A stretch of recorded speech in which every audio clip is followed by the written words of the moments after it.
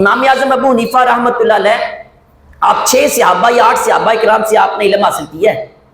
400 کے قریب اساتذہ آپ کے، جن میں سے 6 یا 8 صحابہ کرام موجود، تابعی تھے آپ کنفرم، اور پھر علم حاصل کرنے کے ساتھ ساتھ بزنس بھی کیا ہے. آج ہمارے ہاں اتنی چھوٹی سی دکانڑی ہو نا تو بندے سے 5 نمازوں کے لیے اس کا شٹر ڈاؤن نہیں کیا جاتا. نہیں جی، وہ گاہک آ جاتے ہیں، پڑھ لیں گے، آئیں بائیں شائیں. جوان بیٹے کو وہاں کھڑا کر کے خود نماز پڑھنے آ جاتے ہیں. بیٹے پہ نماز فرض نہیں ہے. کل قیامت والے دن بیٹے نے گرے بان سے پکڑ لیا تو ابا جان کیا جواب دو گے؟ آج میں نے یہ دیکھا ہے، یہاں سے بندہ گزر رہا ہوتا ہے، پتر تو کار چل، میں ذرا نماز پڑھ کے آنا. کیا بیٹے پہ نماز نہیں فرض ہے؟ کون سے بزنس آپ کے تمہارے ہیں اتنے کروڑوں کے؟ بزنس تو امام اعظم ابو حنیفہ کے تھے، کروڑوں کا کاروبار تھا، لیکن اتنا صاف، اتنا ستھرا، اتنا تقوی، اتنی طہارت کمال کر دیتے تھے. عزیز سامعین محترم، 2 شعبان المعظم حضرت امام اعظم ابو حنیفہ رحمۃ اللہ علیہ آپ کا وصال مبارک ہے، یعنی کل. تو آپ کی بارگاہ میں آج ہی ہدیہ عقیدت پیش کرنے کے لیے آپ کی کچھ سیرت کے کچھ پہلو آپ کے سامنے عرض کروں گا. اللہ تعالی ہمیں سن سنا کر عمل کر کے آگے پہنچانے کی توفیق عطا فرمائے. عزیز سامعین محترم، یاد رکھیں کہ ابن آدم کو گمراہ کرنے کے لیے ہمارا ایک دشمن، ازلی دشمن مسلسل ہمارے پیچھے لگا ہوا ہے. وہ بہت دفعہ ہمیں گمراہ کرنے کی کوشش کرتا ہے، مختلف ہتھ کنڈے اپنے استعمال کرتا ہے. کبھی ظاہری حالات کا دباؤ ہمیں دے کر وہ گمراہ کرنے کی کوشش کرتا ہے، کبھی لوگوں کے طعنوں کا ڈر وہ ہمارے سامنے لے آتا ہے کہ آپ پیروی کرو گے تو ایسے ہو جائے گا. تو کبھی غلط مفہوم ہمارے سامنے قرآن و حدیث کا وہ کسی طریقے سے واضح کرتا ہے. الغرض مقصد اس کا یہ ہوتا ہے کہ ہمیں کسی نہ کسی طریقے سے وہ مس لیڈ کرے، گمراہ کرے، ہمیں راہ راست سے ہٹانے کے لیے کوشش کرتا ہے. اور ہم دیکھیں کہ کافی حد تک وہ اس میں کامیاب بھی نظر آتا ہے. بعض دفعہ کہ کئی لوگ وہ راہ راست سے ہٹ جاتے ہیں اور دور چلے جاتے ہیں، اور مختلف قسم کی غلط فہمیوں کا شکار ہو کے وہ اپنے ہی جو بزرگان دین ہیں ان کے بارے میں باتیں کرنا شروع کر دیتے ہیں. میں آپ سے عرض کروں کہ 3 طرح کے میدان ہیں جن میں ہم پیروی کرتے ہیں. اسلامی عقائد میں ہم امام ابو منصور محمد ماتریدی رحمۃ اللہ علیہ کی پیروی کرتے ہیں. فقہ کے اندر امام اعظم ابو حنیفہ کی پیروی کرتے ہیں. اور تصوف کے اندر ہمارے جو سلاسل اربع ہیں، سلسلہ عالیہ، قادریہ، چشتیہ، نقشبندیہ، سہروردیہ، ان کی ہم پیروی کرتے ہیں. تو عزیز سامعین محترم، میں نے آپ کے سامنے قرآن پاک کی آیت مبارکہ تلاوت کی، اہدنا الصراط المستقیم، یا اللہ ہمیں سیدھے رستے پہ چلا. یہ سیدھا رستہ کون سا ہے؟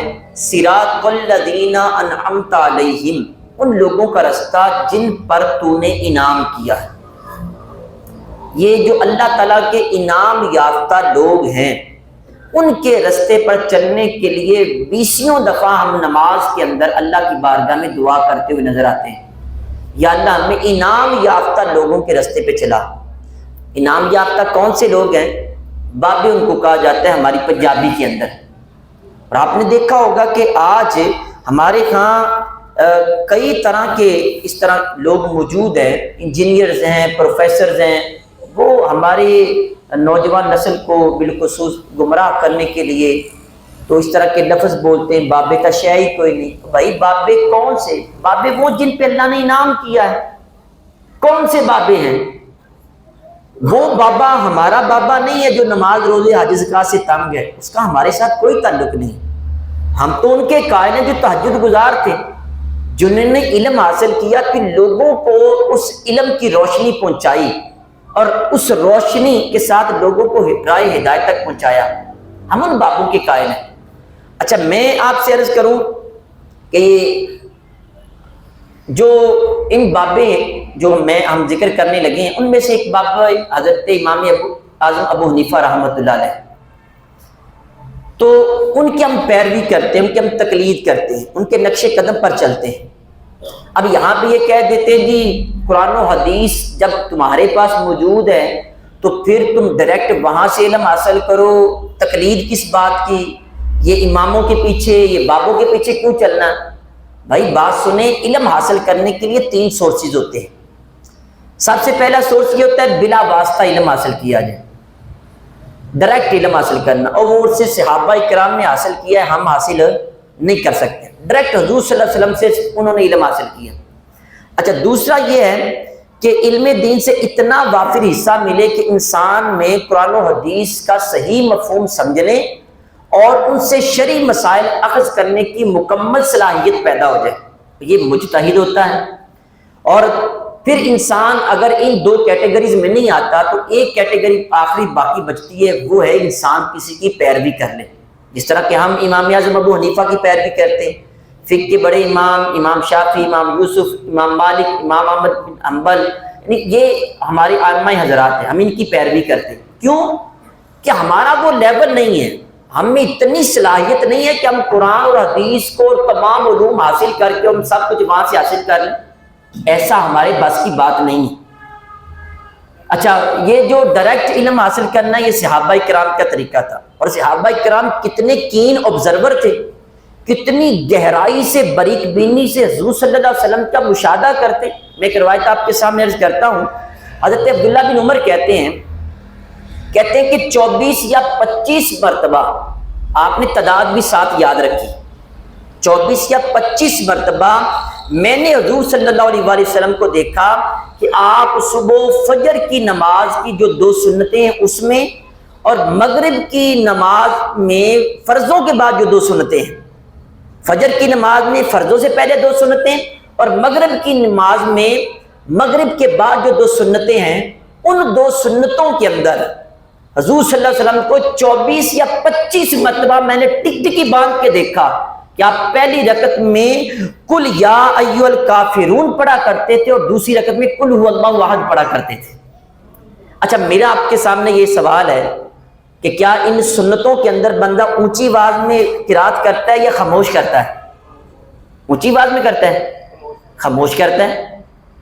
اب حضور صلی اللہ علیہ وسلم تو خاموش قرات کر رکھے ہیں، عبداللہ بن عمر کو کیسے پتہ چل گیا؟ تو اس کا جواب یہ ہے کہ حضرت عبداللہ بن عمر جب سرکار سنتیں پڑھتے تھے، وہ حضور صلی اللہ علیہ وسلم کے ہونٹوں کی طرف آپ کے لبہائے لالین جو ہے سرخ ہونٹ مبارک، ان کو غور سے دیکھا کرتے تھے، یعنی جس کو آپ دوسرے لفظ میں لپسنگ کہتے ہیں۔ آج وہ گنگوں کو بیروں کو علم پڑھایا جاتا ہے، وہ بھی لپسنگ کے تھرو ہے، یعنی بندہ یہاں ہونٹوں کو ہلاتا ہے تو پتہ چل جاتا ہے۔ میں اگر آپ کے سامنے خاموش ہو کے کوئی ہونٹ ہلانا شروع کر دوں تو اگر وہ غور سے دیکھیں تو یقیناً آپ کو سمجھ آ جائے گی کہ میں کیا کہہ رہا ہوں۔ تو یہ جو لپسنگ ہوتی ہے تو صحابہ کرام یہ بھی غور کرتے ہیں۔ عبداللہ بن عمر رضی اللہ تعالیٰ کو اس لیے پتہ چل جاتا، اور تعداد بھی دیکھیں، محبت کا عالم دیکھیں کہ 24-25 مرتبہ پوری زندگی میں کہتے میں نے غور کیا جب سرکار دو عالم صلی اللہ علیہ وسلم دنیا میں موجود تھے، 24-25 مرتبہ، اور کہتے مجھے پتہ چل جاتا کہ سرکار پہلی رکعت میں قل یا ایھا الکافرون پڑھ رہے ہیں، دوسری میں قل ھو اللہ احد پڑھ رہے ہیں۔ یہ اتنے کین آبزرور تھے۔ عزیز سامعین محترم، اب یہ ہم تو نہیں کر سکتے، اور پھر اس کے بعد دوسرا طبقہ وہ فقہاء کرام کا آتا ہے، مجتہدین کا آتا ہے۔ مجتہد جو ہوتا ہے جس کی ہم پیروی کرتے ہیں وہ کتنا بڑا عالم ہوتا ہے، اس کے لیے کیا سیکھنا ضروری ہے؟ تو علماء نے یہ لکھا ہے کہ سب سے پہلے قرآن پاک اور حدیث کے متعلق جتنے بھی احکام ہیں وہ اس کو مکمل علم ہو۔ نمبر 2 کہ عربی لغت اور صرف و نحو کا فن، اس کے اوپر بھی اس کو مکمل عبور حاصل ہو، صحیح طریقے سے وہ جو فرمان ہے اس کا مطلب، اس کے مفاہیم اور اس کا اعراب تمام اس کو آتے ہوں۔ پھر اس کے بعد فن بلاغت، رموز و اشارات وہ تمام اس کو معلوم ہو۔ پھر احادیث کی جتنی بھی قسمیں ہیں اس کا بھی اس کو علم ہو۔ علم تاریخ وہ جانتا ہو، ناسخ اور منسوخ کا علم وہ جانتا ہو، شرعی اصول اور ضوابط تمام اس کو معلوم ہو، تو پھر وہ درجہ اجتہاد تک جا کے پہنچتا ہے، پھر وہ مجتہد بنتا ہے۔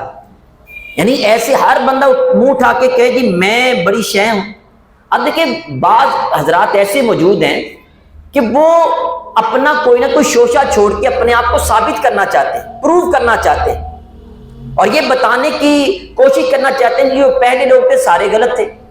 بھائی کیسے غلط ہو گئے سارے؟ اگر ایک بندہ بند کمرے میں بیٹھ کے کہے کہ میں ٹھیک ہوں اور سامنے بھی کبھی نہ آئے، تو پھر یقیناً یہ بات ہوگی کہ اس کے اندر کہیں نہ کہیں نقص ضرور موجود ہے۔ عزیز سامعین محترم، یہ جو ہمارے مجتہدین ہیں، جو ہم تقلید کرتے ہیں، یہ ایسے نہیں کرتے۔ انہوں نے بہت سارا علم حاصل کیا اور وہاں سے موتی وہ سمندر کی گہرائیوں سے لے کے ہمارے سامنے بکھیر دیے، جس موتی کی تمہیں ضرورت ہے تم لے لو۔ یہی اسی بات کو تقلید کہتے ہیں، اسی کو کہتے ہیں کسی کے پیچھے چلنا۔ میں اس کی آپ کو ایک مثال دوں کہ امام اعظم ابو حنیفہ رحمۃ اللہ علیہ، آپ کی جو تحقیقات اس میں یہ کہ امام کے پیچھے مقتدی فاتحہ نہیں پڑھے گا، الحمدللہ رب العالمین نہیں پڑھے گا۔ کیوں نہیں پڑھے گا؟ کیونکہ حدیث سے ثابت ہے اور عقل بھی اس بات کا تقاضا کرتی ہے۔ عقلی دلیلیں بھی دی، ساتھ نقلی دلائل بھی دی۔ قرآن پاک کی آیت بھی اس کے اوپر وہ دال ہے، وہ بھی دلالت کر رکھی۔ میں پہلے ایک بزرگ آپ کے سامنے قول عرض کروں، حضرت امام مجدد الفسانی رحمۃ اللہ علیہ کے پیر و مرشد حضرت خواجہ باقی باللہ رحمۃ اللہ علیہ، آپ فرماتے کہ میں نے حضور علیہ الصلوۃ والسلام کی حدیث پڑھی کہ لا صلاۃ لمن لم یقرأ بفاتحۃ الکتاب، کہ جو سورہ فاتحہ نماز میں نہ پڑھے، اس کی قرات نہ کرے، اس کی نماز نہیں ہے۔ حضرت خواجہ باقی باللہ کہتے کہ میں نے نماز میں امام کے پیچھے سورہ فاتحہ پڑھنی شروع کر دی۔ کہتے کہ چند دن گزرے، امام اعظم ابو حنیفہ رحمۃ اللہ علیہ میرے خواب میں آئے اور کہنے لگے جناب باقی باللہ صاحب، اگر میرا موقف ٹھیک نہ ہوتا، میرا پوائنٹ آف ویو ٹھیک نہ ہوتا، تو مجھے بتائیں اتنے اتنے بڑے غوث قطب ابدال اللہ کے ولی کیوں میرے موقف کو اختیار کر دیں؟ آپ نے ایسے کہہ دیا۔ وہ حضور صلی اللہ علیہ وسلم کا جو فرمان ہے، اس کا مطلب ہے جب تنہا کوئی بندہ نماز پڑھے اور سورہ فاتحہ علم شریف نہ پڑھے تو اس کی نماز نہیں ہوگی۔ امام آگے تنہا ہوتا ہے، امام کو دو تو نہیں ہوتے، تنہا ہوتا ہے، اگر وہ بھی نہ پڑھے تو باقیوں کی بھی نماز نہیں ہوتی۔ یہ اکیلے بندے کی بات ہے۔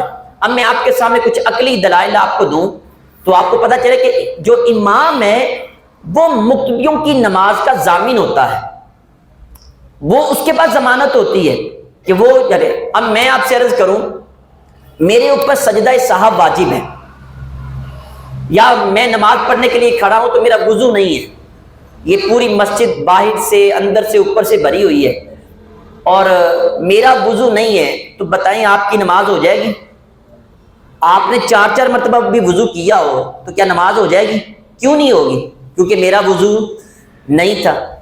اچھا پھر دوسری طرف آئیں، مجھ سے نماز میں کوئی غلطی ہو جائے، میں کوئی ایسی غلطی کر بیٹھوں جس سے سجدہ سہو واجب ہوتا تھا، اب میں آخری رکعت میں اتحیات پہ بیٹھ کے میں سجدہ سہو کروں تو کیا آپ بھی میرے ساتھ کریں گے یا نہیں کریں گے؟ غلطی آپ نے کی ہے تو آپ کیوں کر رکھے ہیں؟ کیونکہ امام کی پیروی کرنا ضروری ہے۔ جب امام سجدہ سہو کرے گا تو مقتدی بھی سجدہ سہو کریں گے۔ اچھا ایک اور انداز میں سمجھے آپ، مجھ سے کوئی غلطی نہیں ہوئی ہے، میں نماز پڑھ رہا ہوں، یہاں سے پہلی رکعت میں کھڑے 20 نمازی ایسے ہیں جن سے غلطی ہو گئی ہے، اور غلطی ایسی جس سے سجدہ سہو واجب ہوتا تھا، تو بتائیں کیا وہ 20 نمازی سجدہ سہو پیچھے کریں گے یا نہیں کریں گے؟ کیوں کہ امام کی پیروی کرنا ضروری ہے۔ امام کی پیروی، امام کی اقتدا، امام کے پیچھے چلنا، یہی مقتدیوں کا پیچھے چلنا ہوتا ہے۔ سب کچھ امام کی پیروی کرنا یہ ضروری ہے۔ تو یہ جو قرات ہے یہ بھی امام کی کرنا، یہ اس کی پیروی کرنا ضروری۔ جب امام نے سورہ فاتحہ پڑھ لی، سورت امام نے پڑھ لی، قرات امام نے کر لی، تو امام کی قرات ہی مقتدیوں کی قرات ہوتی ہے۔ اچھا دوسری اس کی دلیل یہ قرآن پاک سے اللہ تعالیٰ فرماتا ہے کہ اذا قرئ القرآن فاستمعوا له وانصتوا لعلکم ترحمون، کہ جب قرآن پاک کی تلاوت کی جائے فاستمعوا له تو اس کو غور سے سنو۔ اچھا میں نے غور سے سننے کا ترجمہ کیوں کیا؟ کیونکہ فاستمعوا له کا مطلب ہوتا ہے کان دھر کے سننا۔ جیسے آپ اگر کوئی انگلش جاننے والے ہیں تو یہاں بھی ہمارے استاد محترم نے ہمیں فرق بتایا کہ ایک لفظ ہوتا ہے ہیئر، سننا، ایک ہوتا ہے لسن ٹو، سننا۔ دونوں کا معنی سننا ہے، لیکن جب غور کیا جائے دونوں کے معنی میں فرق ہوتا ہے۔ ہیئر کا مطلب ہوتا ہے ویسے سننا، اور لسن ٹو کا مطلب ہوتا ہے غور سے سننا، کان دھر کے سننا، پوری توجہ اور کنسنٹریشن کے ساتھ سننا، اس کو لسن ٹو کہتے ہیں۔ تو اللہ تعالیٰ فرماتا ہے جب قرآن پاک کی تلاوت کی جائے تو تم غور سے سنو، کان دھر کے سنو، وَأَنصِتُوا، اور بالکل چپ خاموش رہو تاکہ تمہارے اوپر رحم کیا جائے۔ تو امام قرات کر رکھا ہو اور پیچھے تم کر رہے ہو قرات، امام قرآن پاک پڑھ رہا ہو، پیچھے تم اپنا قرآن پاک پڑھ رہے ہو، تم خاموشی سے پھر سننے والے بنو گے یا نہیں بنو گے؟ نہیں بنو گے۔ یقیناً امام کی قرات کو سننا تمہارے اوپر لازمی قرآن سے۔ اچھا، اب یار لوگ یہاں پہ یہ کہہ دیتے ہیں جی جناب تم اماموں کے پیچھے چلے جاتے ہو، تقلید کے اوپر رولا ڈالتے ہو، حدیث شریف میں آیا ہے کہ اس کی نماز نہیں ہے جس بندے نے سورہ فاتحہ نہ پڑھی۔ تو ہم کہتے ہیں بھائی ایک حدیث شریف پڑھنے سے علم مکمل نہیں ہو جاتا۔ ہم نے آپ کو عقلی دلیلیں بھی دی، اب نقلی دلیل بھی دیکھیں۔ میرے کریم آقا صلی اللہ علیہ وآلہ وسلم کے ارشاد ہے، ابن ماجہ کی روایت ہے، حضرت جابر رضی اللہ عنہ سے مروی ہے، من کان لہ امام فقراۃ الامام لہ قراۃ، فرمایا جس بندے کا امام ہو، امام کی قرات ہی مقتدی کی قرات بن جاتی ہے۔ امام کی قرات مقتدی کی قرات ہوتی ہے، تو جب امام نے کر لی تو مقتدیوں کی بھی قرات مکمل ہو جاتی ہے۔ دوسری دلیل سنیں، یہ بھی حدیث شریف ہے اور صحیح مسلم شریف کی روایت ہے، حضرت ابو موسیٰ اشعری سے مروی ہے، کہتے ہیں کہ کریم آقا صلی اللہ علیہ وآلہ وسلم نے ہمیں خطبہ ارشاد فرمایا، فَبَيَّنَ لَنَا سُنَّتَنَا وَعَلَّمَنَا صَلَوَاتَنَا فَقَالَ إِذَا صَلَّيْتُمْ فَأَقِيمُوا صُفُوفَكُمْ ثُمَّ لِيُؤَمَّكُمْ أَحَدُكُمْ فَإِذَا كَبَّرَ فَكَبِّرُوا وَإِذَا قَرَأَ فَأَنصِتُوا۔ حضور صلی اللہ علیہ وسلم نے ہمیں وہ سنت بھی سکھائی، نماز بھی سکھائی، پھر فرمایا کہ جب تم نماز پڑھو تو اپنی صفوں کو سیدھا کر لو، اور کسی ایک بندے کو تمہاری امامت کروانی چاہیے، اور فرمایا جب امام تکبیر کہے تم بھی کہو، جب وہ اللہ اکبر کہے تم بھی اللہ اکبر کہو، اور جب وہ قرات کرے تو پیچھے خاموش رہنا ہے۔ پیچھے کیا کرنا ہے؟ خاموش رہنا ہے۔ تو میں آپ سے عرض کروں کہ تقلید جو ہم کرتے ہیں، اب یہ اتنی لمبی میں نے آپ کے سامنے گفتگو کی ہے، اور میں محسوس کر رہا ہوں کہ کئی لوگ میری گفتگو کو سن کے ان کو تھوڑی سی مشکل پیش آ رہی ہے آج، کہ جناب یہ تھوڑی سی اوکھی سی گفتگو کر رکھے ہیں۔ بھائی یہ عام سادی گفتگو بھی آپ کو مشکل لگ رہی ہے تو قرآن و حدیث سے اتنے بڑے بڑے مسائل آپ کیسے اخذ کر سکتے ہیں؟ ہزاروں احادیث ہیں، ان کے اصول ہیں۔ اچھا پھر آپ یہ ذرا غور کریں، میں آپ کے سامنے آ کے بیٹھا ہوں، 9 10 11 سال میں نے تعلیم حاصل کی ہے، تو کیا وہاں پہ تعلیم حاصل کرنا اتنا ہی آسان کام ہے؟ جب ہم 8 سال مکمل تعلیم حاصل کی، 9واں سال ہمارا دورہ حدیث شریف کا تھا، ہمارے استاد محترم ہمیں فرمانے لگے کہ بیٹا ہم یہاں لاہور سے بھیرا شریف جانے لگے، یہاں ہماری بھیرا شریف کی برانچ تھی، فرمانے لگے بیٹا بات یہ ہے 8 سال تعلیم حاصل کرنے کے بعد اب تم اس قابل ہوئے ہو کہ حضور صلی اللہ علیہ وسلم کی جا کے حدیث سمجھ سکو۔ 8 سالوں کے بعد بڑی عجیب معاملہ ہے کہ لوگ ایک بندہ عطائی ڈاکٹر ہو، کوئی اس نے تعلیم باقاعدہ نہیں کی، میڈیکل فیلڈ اس نے نہیں پڑھی ہے، کسی کے پاس 4 دن دکان پہ جا کے لگا لے اور جا کے دوائیاں دینا شروع کر لے، تو کیا وہ ڈاکٹر بن جائے گا؟ اس کی دوائی سے آرام بھی آ جائے ڈاکٹر بن جائے گا عطائی ڈاکٹر سے؟ نہیں بھائی، ایک ڈاکٹر بننے کے لیے آج ہمارے جو ڈاکٹرز ہیں وہ بھی بڑے پریشان ہوتے ہیں، بھائی ہم نے کروڑوں روپیہ لگا کے MBBS ڈاکٹر بنتے ہیں، ہمارے پاس لوگ نہیں آتے ہیں، ایک عام سا دکاندار جو ڈاکٹر نہیں اس کے پاس دوڑ کے چلے جاتے ہیں، تو پریشانی تو ہوتی نا بھائی۔ بات سنیں کہ یہ جتنی بھی ہم تقلید کرتے ہیں، کسی کے پیچھے چلتے ہیں، امام اعظم ابو حنیفہ کے پیچھے چلتے ہیں، تو انہوں نے علم کی گہرائیوں میں جا کے گوہرے نایاب اکٹھے کیے اور ہمارے سامنے بکھیر دیے، جس کو دوسرے معنوں میں آپ یہ کہہ لیں پکی پکائی کھیر ساڑھے سامنے رکھ دی بس۔ یہ مسئلہ کیسے ہے، کہاں سے لیا، کیسے لیا، کون سے اصول و ضوابط تھے، کون سی احادیث آپس میں ٹکراؤ پیدا ہوتا ہے، کون سی آیات کا ہوتا ہے، وہ ساری ہمیں کھنگالنے کی ضرورت نہیں ہے، ہمارے پاس اتنا وقت نہیں ہے، اتنی زندگیاں ہی نہیں ہیں ہمارے پاس، وہی تھے جنہوں نے یہ کر دیا۔ لیکن یہاں میں ایک ساتھ یہ بھی عرض کروں، جن کی ہم تقلید کرتے ہیں کوئی عام لوگ نہیں تھے، انہوں نے علم بھی حاصل کیا، ساتھ بزنس بھی کیا، کاروبار بھی کیا۔ امام اعظم ابو حنیفہ رحمۃ اللہ علیہ، آپ 6 صحابہ یا 8 صحابہ کرام سے آپ نے علم حاصل کیا ہے، 400 کے قریب اساتذہ آپ کے، جن میں سے 6 یا 8 صحابہ کرام موجود، تابعی تھے آپ کنفرم، اور پھر علم حاصل کرنے کے ساتھ ساتھ بزنس بھی کیا ہے۔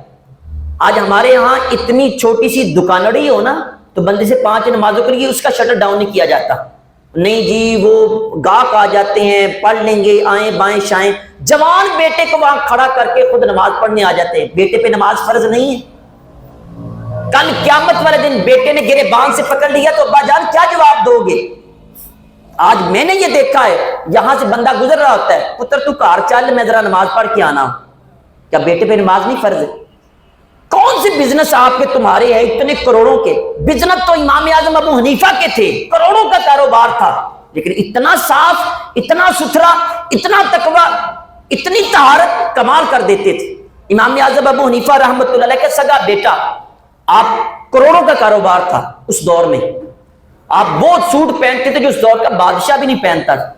اچھا آپ کپڑا بیچنے لگے، گاہک آیا تو بیٹے کو فرمایا بیٹا اس کو سوٹ دو، جب دینے لگے تو بیٹے نے اس کو اس طرح سوٹ سامنے پھیلایا نا تو کہا صلی اللہ علی محمد، درود پاک پڑھ لیے۔ آپ نے فرمایا رک جاؤ بیٹا، اب یہ سوٹ نہیں بیچنا ہے، تم نے اسلام کا سہارا لیا، تم نے یہ بتایا کہ میں بڑا نیک ہوں، اب وہ بندہ تمہارے اوپر اللہ یقین کر لے گا کہ یہ تو منہ سے درود پاک پڑھ رہا ہے، لہذا اسے خریداری کر لی جائے۔ اور میں نہیں، اب یہ اس کو ہم نے بیچنا نہیں ہے، اور میں چلے جاؤ یہ سوٹ نہیں بیچنا۔ وہ بندہ پورا بازار پھر کے آ گیا، جناب یہ دے دو مجھے سوٹ۔ فرمایا نہیں، اس نے درود پاک کیوں پڑھا ہے؟ امام اعظم ابو حنیفہ فرماتے سودا بیچتے وقت بسم اللہ پڑھنا دکھانے کے لیے یا ذکر اذکار کرنا تاکہ وہ گاہک کنوینس ہو، یہ تو بڑے حاجی صاحب ہیں، حاجی صاحب درود پاک پڑھتے جائیں، چھرا تیز اپنا رکھیں، یہ جائز نہیں ہے۔ یہ تھا ان کا تقوی۔ امام اعظم ابو حنیفہ رحمۃ اللہ علیہ کے ایک آپ کا شاگرد تھا، آپ کے دکان پہ کام کرتا، تو آپ اس کو کپڑا دے کے بھیجتے جاؤ باہر نہ کپڑا بیچ کے آؤ۔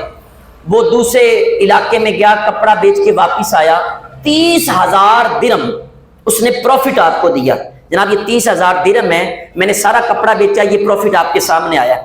اچھا آپ اس سے ڈیٹیل لینے لگے، فرمانے لگے بتاؤ یہ سوٹ کتنے کا بیچا، یہ کتنے کا تھان بیچا، یہ کتنے کا بیچا۔ وہ ڈیٹیل بتا رہا تھا، بتاتے بتاتے ایک تھان ایسا تھا جس میں کوئی نقص تھا، تو آپ نے فرمایا یہ کتنے کا بیچا؟ جی میں نے اتنے کا۔ فرمایا کہ اس کے اندر جو نقص تھا بتایا تم نے؟ نہیں جی وہ فالٹ تو میں نے بتایا نہیں، مجھے یاد بھول گیا۔ فرمایا افسوس تمہارے اوپر۔ اب دیکھیں تقوی کا کیا عالم ہے۔ امام اعظم ابو حنیفہ نے 30,000 کا 30,000 درہم سارے کا سارا اللہ کی راہ میں خرچ کر دیا، فقراء کو دے دیا۔ فرمایا کہ یہ پروفٹ اب میرے اوپر جائز نہیں ہے۔ یہ کاروباری حضرات تھے اور یہ ان کا انداز تھا۔ امام اعظم ابو حنیفہ رحمۃ اللہ علیہ احادیث پہ عمل کرتے، آپ شریعت کو سامنے رکھتے، اللہ کی رضا کو سامنے رکھتے۔ میں کہتا ہوں کاش کہ ہم بھی اللہ کی رضا کو ہر معاملے میں سامنے رکھیں۔ آپ ایک مرتبہ جا رہے تھے تو رستے میں ایک بندہ آپ کو دیکھ کے چھپ گیا، آپ کے ساتھ جو عالم دین سے کہنے لگا حضرت وہ فلاں بندہ آپ کو دیکھ کے چھپ گیا ہے۔ آپ نے فرمایا بلاؤ اس کو۔ جب سامنے آیا تو کہنے لگا حضرت میں نے 10,000 درہم آپ سے قرضہ لیا تھا، تو بس میں نا حالات ایسے ہو گئے واپس نہیں کر پایا ہوں تو اس لیے چھپ رہا ہوں۔ آپ فرمانے لگے یار اس 10,000 کی وجہ تمہیں اتنی پریشانی آئی؟ فرمایا جاؤ میں نے 10,000 تم کو معاف کر دیا۔ اب سنیں کتنا بڑا اجر آپ نے لیا۔ حضور صلی اللہ علیہ وآلہ وسلم کی حدیث کا مجموعہ، وہاں سے میں کچھ عرض کروں۔ آپ صلی اللہ علیہ وآلہ وسلم نے فرمایا کہ اگر بندہ کسی کو قرض دے اور وہ تنگ دست ہو، ہاتھ تنگ ہو، اس کا دے نہیں پا رہا وہ، اور اس کو تھوڑی سی مہلت دے دے، چل یار ڈیلے کر دے، اس طریقے نہیں اگلی تاریخ کو دے دینا، یا یہ کرے یا اس کو معاف کر دے، اگر وہ معاف کرے گا تو اللہ تبارک و تعالیٰ بھی اس کو معاف کرے گا، اگر وہ رحم کرے گا اللہ بھی اس کے اوپر رحم کرے گا۔ آج ہمارے ہاں پہلی بات تو قرض دیتے نہیں ہیں، اگر دے لیں تو پھر اس کے بعد جتنی سختی کرتے ہیں وہ لینے والا ہی جانتا ہے کہ وہ بیچارہ ذلیل ہو جاتا ہے۔ حضور صلی اللہ علیہ وآلہ وسلم نے دونوں پہلو، دوسرا پہلو یہ بھی کہ کچھ لوگ قرض دیتے ہیں اور جس کو دیا جائے پھر وہ واپس نہیں کرتا۔ اکثر یہ بزنس مین کے اندر یہ رولا ہوتا ہے، چلو یار کل لے لینا، گلے میں پیسے پڑے ہوئے نہیں دیتے، جان بوجھ کے اکاؤنٹ میں پیسے ٹرانسفر نہیں کرتے۔ حضور صلی اللہ علیہ وسلم نے فرمایا کہ جو امیر لوگ یعنی غنی لوگ اگر ٹال مٹول کریں، قرض واپس نہ کریں، تو قرض واپس نہ کرنا یہ ظلم ہے۔ اور یاد رکھنا ظلم قیامت کے دن کی تاریکیوں میں سے ایک تاریکی ہوتا ہے۔ حضرت امام ابو حنیفہ رحمۃ اللہ علیہ آپ ایک مرتبہ جنازے پہ جا رہے تھے، رستے میں ایک مجوسی سے آپ نے پیسے لینے تھے، تو آپ اس کے گھر کے قریب رکے، تو جب اس کے گھر کے قریب پہنچے تو وہاں کیچڑ تھا، تو آپ کے پاؤں سے مٹی اڑی اس کی دیوار پہ لگ گئی، دیوار پہ کلی چونا ہوا تھا، تو سوچنے لگے کہ اب میں کیا کروں، رہنے دوں تو عیب ہے، اگر اتاروں تو یہ چونا یا کلی نیچے اترے گی۔ دروازہ نوک کیا، وہ مجوسی ڈر گیا، جی پیسے لینے آ گئے۔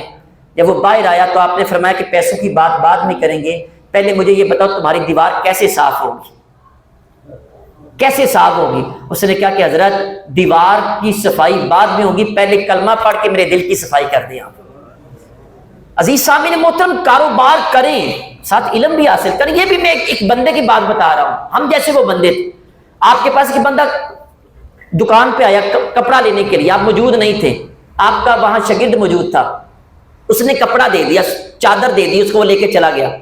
آپ بعد میں فرمایا کتنے کی بیچی؟ جناب میں نے 600 درہم کی، 1000 درہم کی۔ فرمایا اس کی قیمت تو 600 درہم کی، اس میں یہ فاٹ تھا۔ اچھا مجھے تو پتہ نہیں چلا۔ فرمایا کہاں سے آیا؟ کہ وہ کوفہ آیا تھا مدینہ شریف سے۔ امام اعظم ابو حنیفہ کوفہ سے مدینہ گئے، بندے کو تلاش کیا، اس نے چادر لی تھی، آپ نے پہچان لیا، پہچاننے کے بعد اس کے قریب گئے، جا کے کہتے ہیں کہ یہ چادر میری ہے، مجھے واپس کر دو۔ کہا جناب میں کوفے سے لے کے آیا ہوں۔ کتنے کی؟ 1000 درہم کی۔ فرمایا 1000 درہم پکڑو، میری چادر واپس کر دو۔ اس نے کہا جناب میں ابو حنیفہ سے لے کے آیا ہوں۔ فرمایا ابو حنیفہ کو پہچانتے ہو؟ جی پہچانتا ہوں، میں اس کی دکان سے لے کے آیا ہوں۔ فرمایا میں سامنے ابو حنیفہ کھڑا ہوں، بتاؤ اب مجھ سے لی ہے؟ نہیں جی۔ فرمایا بات سنو، اس چادر کے اندر فالٹ تھا، اس کی قیمت ہے 600 درہم، یا تو 400 درہم واپس لے لو یا 1000 درہم لے کے میری چادر مجھے واپس کر دو، جتنی استعمال کی مجھے قبول ہے۔ بندہ حیران ہو گیا، یار ایسے بھی تاجر دکاندار موجود ہے، یہاں 5 نمبر چیزوں کو 1 نمبر بنا کے سیل آؤٹ کرنے کے بعد عمرے پہ جا رکھے ہیں، حج پہ جا رکھے ہیں۔ مجھے بتاؤ نا یار یہ کیسا دین ہے؟ آئیں اپنے بزرگوں کو سنیں اور دیکھیں، ان کی سیرت کو پڑھیں۔ ہم انبیاء علیہ السلام کے بارے میں پڑھتے ہیں، یہ بھی ہمارے جیسے انسان تھے، یہ جو اولیاء کرام ہیں، یہ بزرگان دین ہیں، علماء کرام ہیں، اتنا علم حاصل کیا، اتنی وہ بیزی لائف کے اندر بھی آپ نے علم حاصل کیا، کیا ہم نہیں کر سکتے؟ ہمارے پاس تو 5 نمازیں پڑھنے کا وقت نہیں ہے، حلال حرام میں ہماری تمیز نہیں ہوتی ہے، پھر یہاں پہ سکون کیسے ملے گا؟ وہ بلے شاہ قصوری رحمت اللہ علیہ ہمارے جیسے لوگوں کے بارے میں فرماتے ہیں کہ حج بھی کیتی جاندے ہو، لو بھی پیتی جاندے ہو، کھو کھو مال یتیماں دا پیج مسیتی جاندے ہو، فرض بلائی بیٹھے ہو، نفلاں نیتی جاندے ہو، دسو نائے بلے نو ایک ہی کیتی جاندے ہو۔